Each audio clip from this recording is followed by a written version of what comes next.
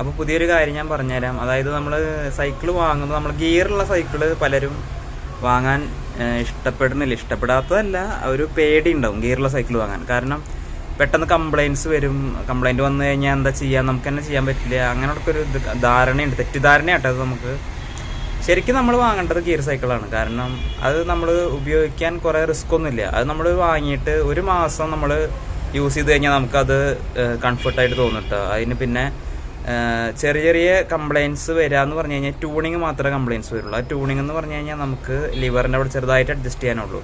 അത് 2-3 നമുക്ക് യൂട്യൂബിൽ തന്നെ വീഡിയോസ് കണ്ടു കഴിഞ്ഞാൽ മനസ്സിലാവും. അപ്പോൾ എല്ലാവരും നമ്മൾ സിംഗിൾ സ്പീഡ് വാങ്ങുമ്പോൾ എന്താ പ്രശ്നം വെച്ച് കഴിഞ്ഞാൽ നമുക്ക് പെട്ടെന്ന് സൈക്ലിങ് മടുക്കും. നമുക്ക് ഈ കയറ്റൊക്കെ വരുമ്പോൾ നമ്മൾ ഈ തള്ളി കയറ്റുക, അതുപോലെ എഫേർട്ട് എടുത്ത് ചവിട്ടുമ്പോഴൊക്കെ നമുക്ക് പെട്ടെന്ന് സൈക്ലിങ് മടുക്കാൻ സാധ്യതയുണ്ട്. അപ്പോൾ എല്ലാവരും സൈക്കിൾ വാങ്ങുമ്പോൾ ഗിയറുള്ള, അതായത് 3x7 21 സ്പീഡാണ് നോർമൽ ഗിയർ സിസ്റ്റം വരുന്നത്. ഇപ്പോൾ കുറച്ച് റേഞ്ച് കൂടിയ മോഡലൊക്കെ ആണെങ്കിൽ ഫ്രണ്ടിൽ 1ഉം ബാക്കിൽ ഒരു 10ഉം 11ഒക്കെ വരെ വരുന്നുണ്ട്. അതൊന്നും വേണ്ട, ഫ്രണ്ടിൽ 3ഉം ബാക്കിൽ 7ഉം ഉള്ള 21 സ്പീഡിൻ്റെ സൈക്കിൾ തന്നെ എല്ലാവരും വാങ്ങാൻ ശ്രമിക്കുക. അപ്പോൾ നിങ്ങൾക്ക് കുറച്ചും കൂടി ഈസി ആയിട്ട് റൈഡിങ്ങും കാര്യങ്ങളും നമുക്കൊരു ഡെയിലി റൊട്ടീൻ പോലെ ചെയ്യാൻ പറ്റും.